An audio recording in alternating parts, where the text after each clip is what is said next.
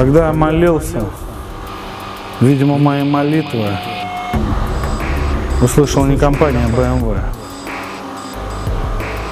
а компания Mercedes.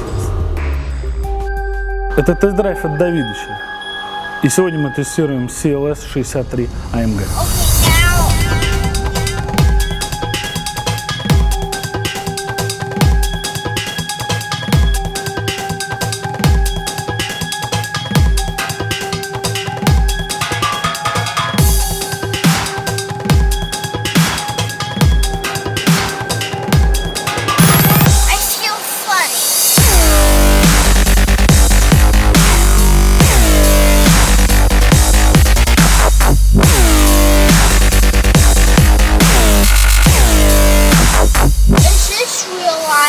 Ну что, будем говорить про CLS 63 AMG.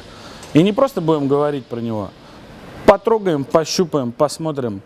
И хочу, чтобы вы знали, это независимый тест-драйв, и здесь все по-честному. CLS это такая штука. Если вы сможете полюбить его внешне, то все остальное вы полюбите точно. CLS 63 AMG это топовый менеджер, ужаленный в попу с кучей внутренних комплексов. Но знает об этом только он. Для всех остальных он просто дорогой Mercedes. Огромное количество людей, на мой взгляд, покупает этот автомобиль исключительно из-за дизайна. Я задал себе вопрос, нравится ли лично мне дизайн этого автомобиля. Чувство спорное. Я, наверное, по большей части буду над ним стебаться с точки зрения дизайна. Но тут на самом деле дело вкуса. Кому что нравится. Это абсолютно нормально. И поэтому я задал себе вот какой вопрос. Если закрыть задний значок, на что будет похож этот автомобиль? А я вам скажу. Этот автомобиль будет похож на Mazda 6 и Chery M11. Passat CC. Практически копия задней части автомобиля. Долго думал, зачем они сделали такой большой лючок. Может быть, это намек на то, что они делают все с размахом?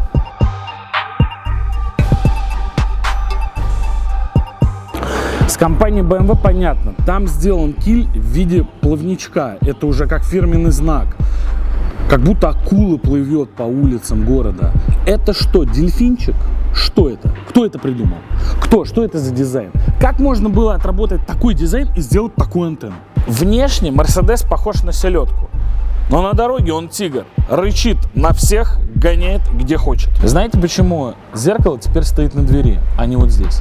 Потому что на прежней модели оно мешало обзору из-за этой стойки. И теперь они исправили эту ситуацию. Если задняя часть похожа на Mazda 6, которую уже сняли с производства, то передняя часть автомобиля, на мой взгляд, похожа на 60-летнего алкоголика, который только что проснулся и прищурился.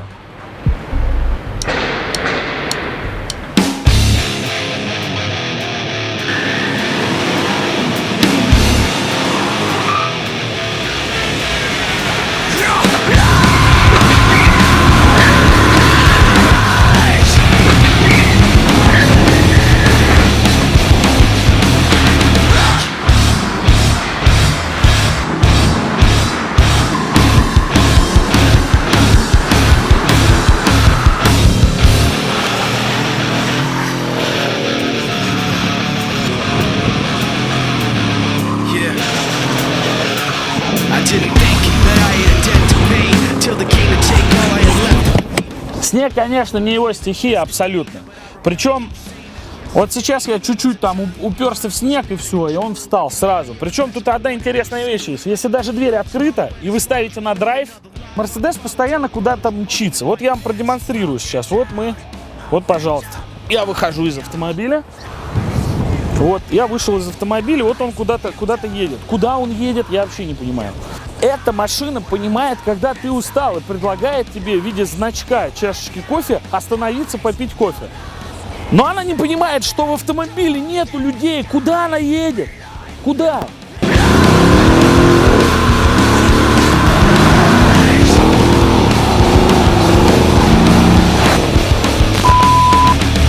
Когда вы приобретаете Mercedes CLS за 7 миллионов рублей, вы должны понимать, что вас будут иметь не только в автосервисе, вас будут иметь еще на заправках и вообще по жизни вас будут везде иметь на бабки. Мы сейчас проведем небольшой эксперимент. Поедем на одной тачке, в одно замечательное место и на второй тачке в то же самое замечательное место. Посмотрим, как к нам будут относиться. Мы едем на 545-й BMW. Лех, крутая у тебя тачка пацанская. Так, ну что спросить? Вот здесь вот? Дальше что, да? Вон там, слева? Что спросить? Ребята, цемент есть у вас? Есть. А какой? Евро 500. О, то, что нам нужно. А сколько примерно стоит у вас? 250 рублей мешок. 250 рублей мешок, да? А доставка примерная до Динамо? Динамо? Да. 1500 будет туда. Неважно сколько, мне там 10 мешков надо, да? Ну да. 1500. Все, спасибо, подумаем, еще подъедем. Спасибо Хорошо. большое.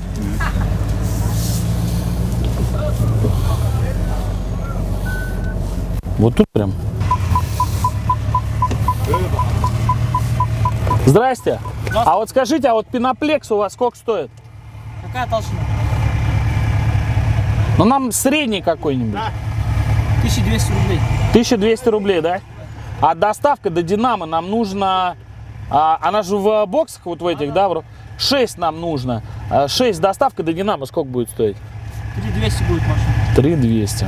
Спасибо, спасибо. Подумаю. Все, Назар, ты самое. Ты будет бредом, если поеду я. Ну понимаешь, да?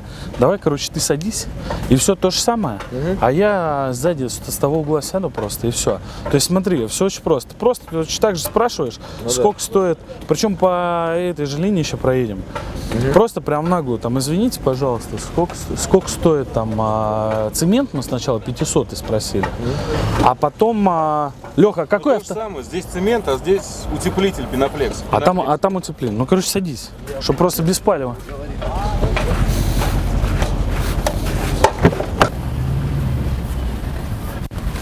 Вот это слева в синем спрашиваю. Что интересует? Бетон 500 почем? Цемент? Цемент 500, Сколько да. надо вам? 10 мешков надо. 10 мешков? Да. По 650 сделаем. Евро 500. Доставка до Динамо сколько будет? Динамо? Там будет, 6 тысяч будет для вас. Нормально? Ну хорошо, да, сейчас круг сделаем. Давай. Машину поставьте, загрузим сразу. Доставка есть у меня. Что еще надо? Утеплитель. Утеплитель вот напротив есть. Здравствуйте. Утеплитель почем? Какая? Средней толщины, вот пеноплекс. Пятерка? Сколько надо вам? Ну 10 штук. Он же по рулонам, да? Да. 10 Мы штук. можем по 2200 сделать. По 2200. До Динамо доставка сколько будет? Динамо? Ну туда машина за 6 тысяч поедет, мы для вас 5500 сделаем. Спасибо. Пипец. Поехали. Ты понял, они насколько рубят? Ты понял, насколько от тачки зависит? Прикинь.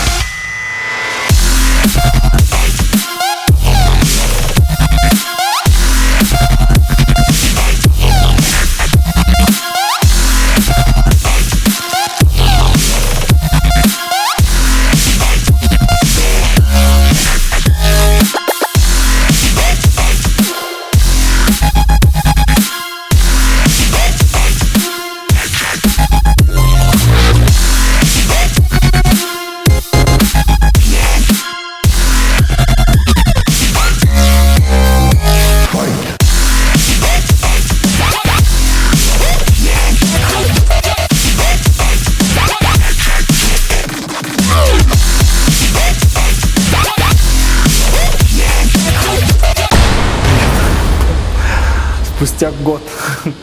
Ну чё, как у нас звереныш? Чё скажешь?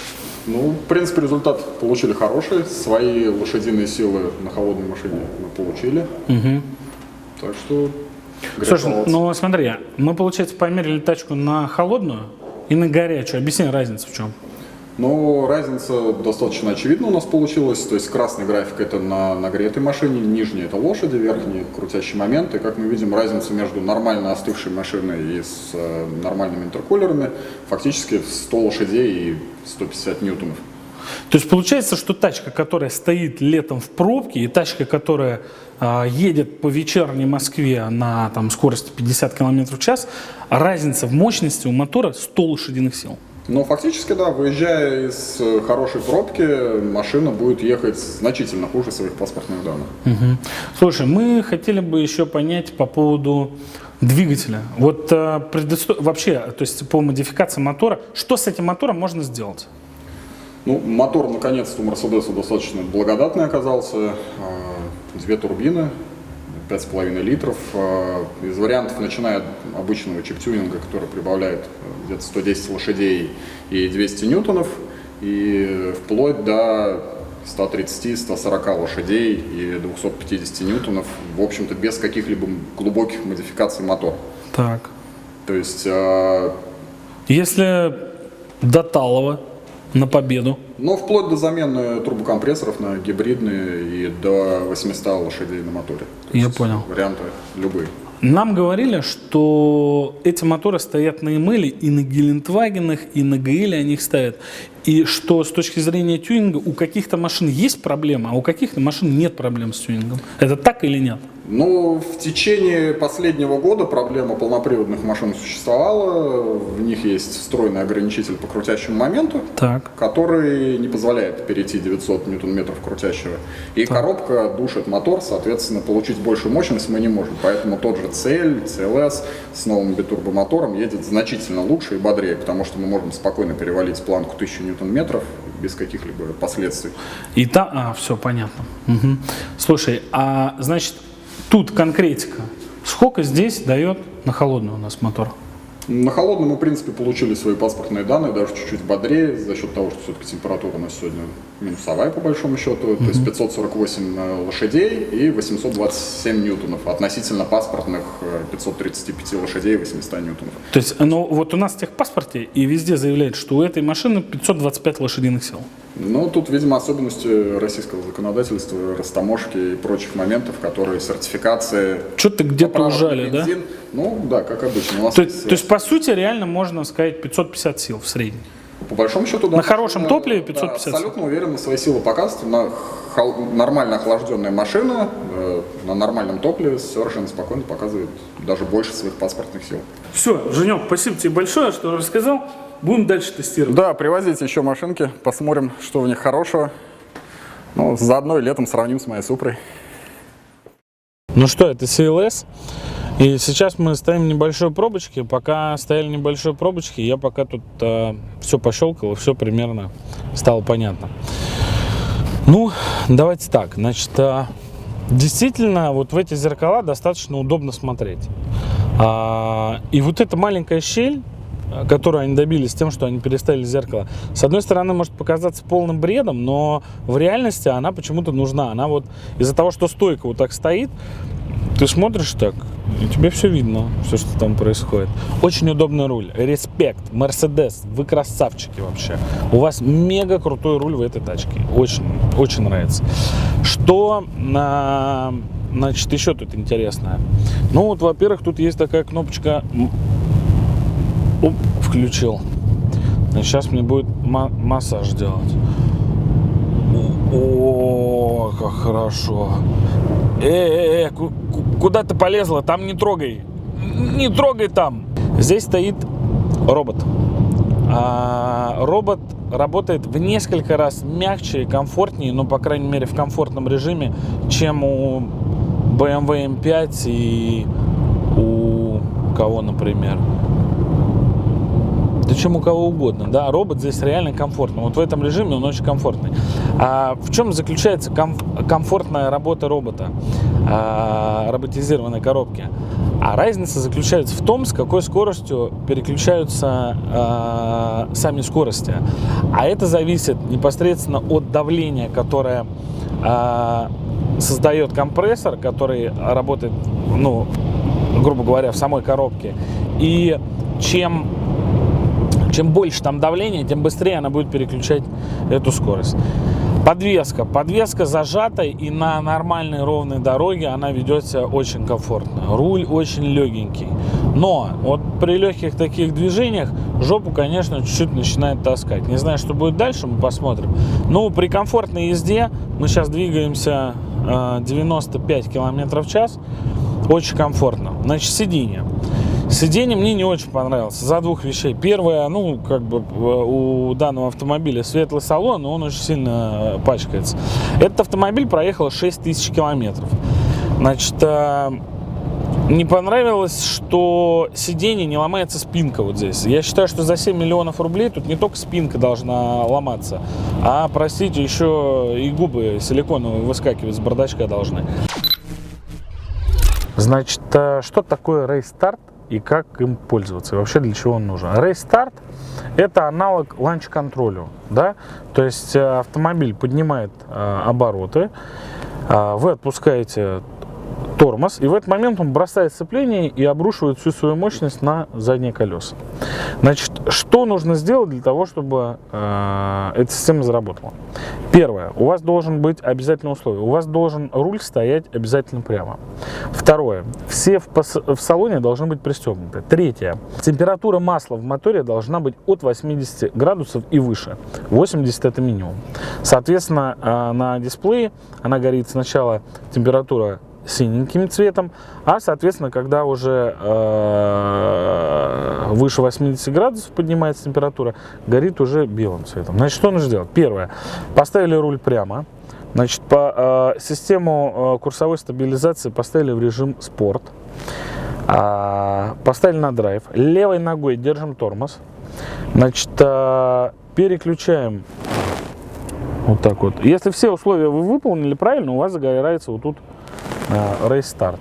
Значит, после того, как у вас загорелся здесь рейстарт, вы должны нажать с правой стороны Up, чтобы подтвердить, что вы действительно хотите в гоночном режиме сейчас стартануть. Вот я нажал, функция доступна, нажмите на педаль акселератора. Значит, дальше будет следующая ситуация происходить. Я сейчас нажму на газ, после того, как я нажму на газ, поднимутся обороты, и как только я отпущу тормоз, машина стартанет. Поехали!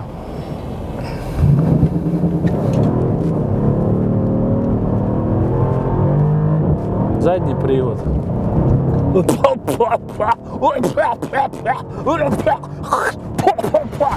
Ему уже 200.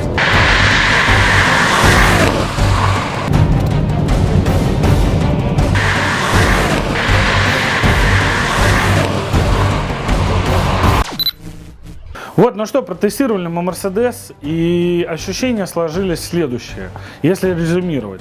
Однозначно на Mercedes вас постоянно везде все будут иметь, если будут видеть вас, и будут видеть автомобиль, потому что цель — это ваш карман. Однозначно хороший двигатель и хорошая коробка, но посмотрим, насколько они хороши, посмотрим, как будут тюнинговаться эти моторы, сколько они будут жить, а главное, сколько будет стоить этот ремонт.